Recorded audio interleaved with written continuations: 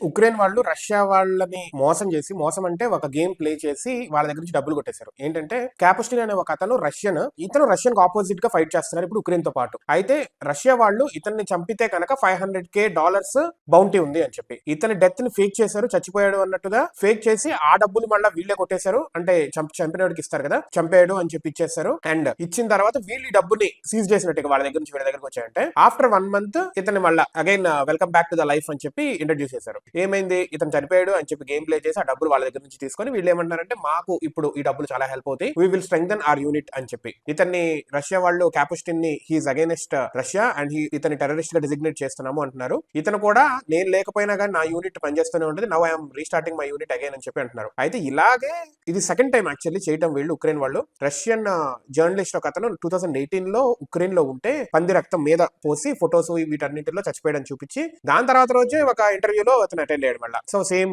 Trick gimmick play చేశారు ఇప్పుడు. And Russia వాళ్ళు షాక్ అవ్వటం వాళ్ళ వంతైంది. We have to see Russia వాళ్ళు ఇంకేం చేస్తారో, లేకపోతే ఉక్రెయిన్ వాళ్ళు ఇంకా ఎలా వీటిని తిమ్మిని బమ్మి చేస్తారో రష్యా వాళ్ళతో.